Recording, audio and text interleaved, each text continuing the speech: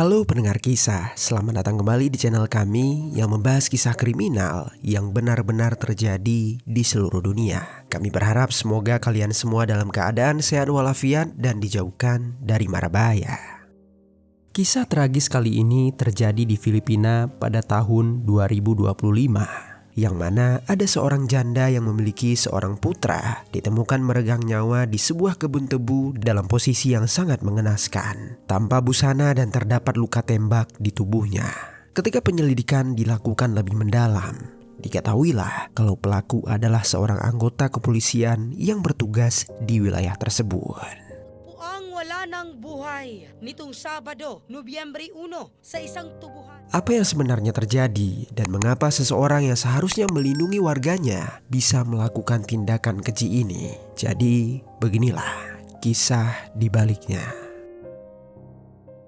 Di negara Filipina, tepatnya di kota Victorias, terdapat seorang perempuan pekerja keras yang selalu berusaha memenuhi kebutuhan hidupnya beserta putra tunggalnya yang masih berusia 10 tahun. Perempuan itu bernama Christine Joy Dignadis. Dia telah berusia 42 tahun. Selain itu, Christine juga memiliki dua saudara lainnya. Saudara laki-lakinya bernama Salvador Joshua Dignadis Jr. dan saudara perempuannya bernama Mary Grace Arsenas. Christine hanya tinggal dengan putranya saja yang tidak disebutkan siapa namanya. Sebagai orang tua tunggal, Christine merintis bisnis online berupa produk kecantikan. Meskipun pemerintahan Filipina sudah mengesahkan undang-undang yang mana pemerintah akan memberikan bantuan sosial untuk orang tua tunggal, penerapan bantuan tersebut ternyata masih belum merata. Banyak dari mereka yang tidak mengetahui hak-hak mereka. Sehingga dibandingkan mengandalkan bantuan sosial, Christine memilih untuk mengusahakan kehidupannya sendiri. Keseharian Christine dimulai dari mengurus rumah, mengurus anak, dan juga bisnis kecilnya. Tetapi di tengah kesibukannya, Christine tetap mempunyai waktu untuk bergaul dengan tetangganya. Lingkungan rumahnya mengenal Christine sebagai pribadi yang ramah dan sering membantu orang-orang sekitar yang tengah merasa kesulitan. Di balik kehidupan sederhananya, Christine selalu mengusahakan setiap keadaan. Sampai pada akhirnya Christine berhasil membeli barang mewah dari hasil kerja kerasnya, yaitu sebuah mobil bermerek Hyundai Accent berwarna abu-abu, yang mana mobil itu sering dia gunakan untuk mengantar jemput putranya serta juga untuk kegiatan bisnis kecilnya. Salvador sebagai adik Christine hampir selalu menghubungi kakaknya setiap pagi. Tetapi tak seperti biasanya, pagi itu Christine tak ada kabar. Di tanggal 29 Oktober 2025 sekitar pukul 5 pagi, Christine sudah meninggalkan rumah. Sampai hari sudah menjelang siang, ponsel Christine masih juga tak aktif. Salvador yang mengetahui kakaknya yang selalu membawa 3 ponsel merasa curiga ketika ketiga ponsel tersebut sulit dihubungi. Dan keesokan harinya, semua nomor itu tetap tidak aktif. Pada akhirnya keluarga pun memutuskan untuk melapor ke pihak kepolisian. Tak hanya itu usaha yang mereka lakukan, keluarga Christine mencoba mengunggah foto Christine beserta nomor kontak dan plat mobilnya di media sosial Facebook. Dengan segenap harapan, secara tersebut memberikan petunjuk kondisi Christine. Tak disangka ternyata unggahan itu cepat menyebar. Tidak hanya sekedar memberikan semangat, tetapi banyak juga orang yang ikut membagikan pencarian Christine. Setelah terunggahnya postingan itu, Salvador menerima sebuah pesan dari seorang warga yang berada di daerah Sitio Sool di Barangay Gargato, Hinigaran. Saat itu si warga tersebut mengaku kalau dia merasa curiga ketika melihat sebuah mobil abu-abu yang terparkir di area ladang tebu. Posisi mobil tersebut jauh dari jalan utama. Oleh sebab itu, di tengah gempuran berita hilangnya Christine, hal tersebut menjadi suatu yang janggal. Terlebih lagi ketika warga tersebut memeriksa kondisi mobil. Di sana terlihat bekas cairan merah pada bagian kursi pengemudi dan penumpang. Kemudian tak hanya menghubungi Salvador, warga itu juga menghubungi pihak kepolisian. Mendengar laporan tersebut, polisi langsung menuju lokasi. Mereka tiba pada pukul 3:57 sore hari. Saat itu, polisi langsung mengerahkan tim untuk memasang garis kuning. Setelah memastikan area aman, polisi mulai melakukan pemeriksaan rinci pada kendaraan tersebut, yang mana saat itu kondisi mobil sudah tak karuan, kaca yang pecah di bagian depan dan bangku mobil yang penuh dengan bercak cairan merah. Dari luar terlihat juga beberapa barang pribadi yang saat itu masih belum diketahui siapa pemiliknya. Lalu polisi memeriksa plat mobil. Dari sanalah mereka mencari petunjuk mobil tersebut. Dan berdasarkan temuan polisi, mereka menemukan kalau mobil itu milik seorang lansia bernama Edith Picara yang berusia 70 tahun. Setelah mencari tahu lebih dalam, Edith berkata kalau mobil tersebut sudah menjadi milik Christine sejak 4 bulan lalu, tepatnya pada bulan Juni tahun 2025. Sejak saat itu, polisi pun langsung menduga kalau hilangnya Christine merupakan bagian dari rencana seseorang. Dalam waktu yang sama, polisi langsung memeriksa barang-barang di mobil tersebut. Benar, ditemukan beberapa barang Christine yang tertinggal di mobil itu. Penyelidikan polisi masih berlanjut, tetapi belum sempat ditemukan petunjuk lainnya. Terdapat hal yang mengejutkan keluarga Christine dan juga tim kepolisian. Saat itu ada seorang pria yang mengajukan diri yang mana dia juga merupakan seorang polisi. Pria itu bernama Sergeant Erinke Gonsaludo Jr. Saat itu Erinke mengaku kalau dialah yang telah menyebabkan berakhirnya nyawa Christine. Di hari yang sama, Erinke langsung menunjukkan lokasi jasad Christine berada. Sekitar 3 menit mereka berjalan dari lokasi mobil, tim polisi dan Erinke menghentikan langkahnya tepat di perkebunan tebu di Barangay Don George Araneta, Bago City. Dan saat itu juga polisi langsung mencium aroma tak sedap, seperti bau busuk yang langsung menyengat ke hidung.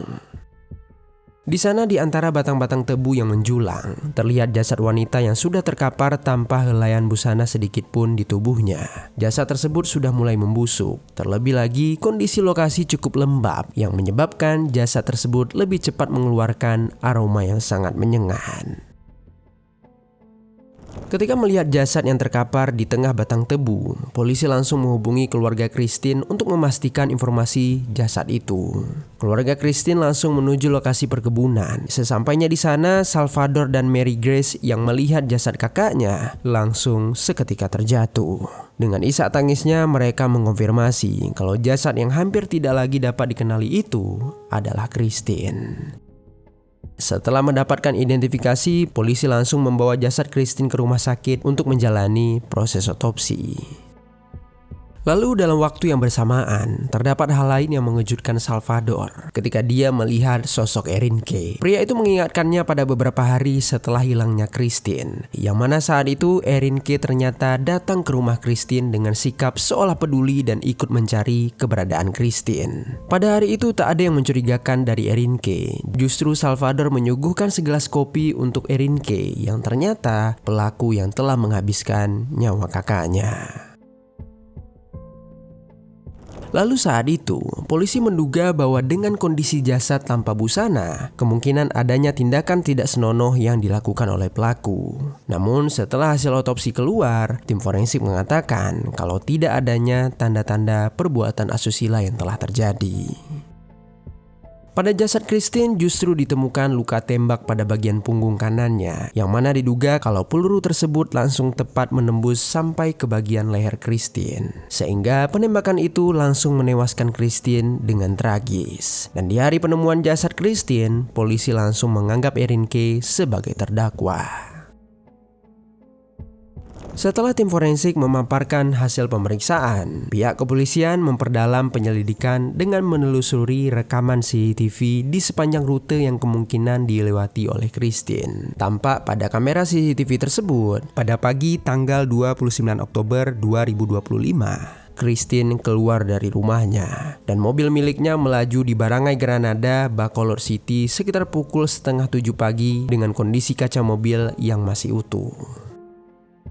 Namun ketika melewati Public Plaza pada pukul 9 pagi, terlihat kaca mobil Christine yang sudah retak. Polisi terus memantau rekaman. Terlihat pada pukul 11 pagi, pengemudi tersebut menepikan mobilnya di Barangay Gargato, yang mana saat itu di daerah tersebut terdapat pengemudi becak. Dan tukang becak tersebut memberikan pengakuannya kepada pihak kepolisian kalau dia melihat pengemudi mobil dengan kaca mobil yang retak. Mendengar itu, polisi langsung mengeluarkan foto Erin K dari sakunya. Mereka menanyakan apakah orang yang berada di foto tersebut merupakan pengemudi di mobil abu yang terparkir di Barangay Gargato. Dan saat itu juga tukang becak itu langsung mengkonfirmasi kalau dialah pria tersebut. Lalu dengan berbagai bukti dan juga pengakuan saksi, polisi langsung menginterogasi Erin K. Tak banyak alasan, Erin K langsung mengakui bahwa dia memiliki hubungan pribadi dengan Christine. Keduanya sudah saling mengenal beberapa tahun sebelumnya dan memutuskan untuk menjalin suatu hubungan. Erin K berkata bahwa hubungan dia dengan Christine terjadi secara diam-diam karena dia sudah memiliki keluarga, dan saat itu Christine juga sudah mengetahui semuanya. Namun awalnya Erin K mengaku bahwa kejadian tragis yang menimpa Christine merupakan kejadian yang tak sengaja karena adanya pertengkaran antara dia dengan korban, yang mana saat itu keduanya saling merebutkan senjata api berupa pistol dan tak sengaja tertembak mengenai punggung Christine. Lalu karena merasa panik, Erin K langsung membuang jasad Christine dan pergi meninggalkan lokasi dengan menggunakan bus. Setelah mendengar pengungkapan Erin K, keluarga Christine merasa tak terima. Mereka merasa Christine tak pernah terlihat mempunyai hubungan dengan seseorang. Bahkan Christine juga tak pernah mengenalkan seorang polisi pada adik-adiknya. Terlebih lagi polisi tersebut sudah memiliki keluarga. Tak hanya keluarga Christine, publik yang mengikuti kasus ini juga beranggapan kalau pengakuan Erin K hanyalah bualan belaka. Melihat pekerjaan Erin K sebagai polisi, sudah seharusnya dia mengetahui bagaimana prosedur keselamatan senjata api. Dan jika dia tak sengaja, publik beranggapan kalau sudah sepantasnya Erin K membawa Christine ke rumah sakit. Pihak keluarga dan respon publik menganggap bahwa perbuatan Erin K merupakan bagian dari rencananya. Akhirnya pengakuan mengenai hubungan keduanya membuat polisi menggali kembali apa yang sebenarnya terjadi pada hari kejadian. Setelah diperiksa, benar adanya bahwa pada hari kejadian itu, ketika pagi menjelang siang terjadi pertengkaran antara Erin K dan juga Christine. Saat itu beberapa hari sebelumnya Christine sudah meminta Erin K agar mereka mengakhiri hubungan gelap itu.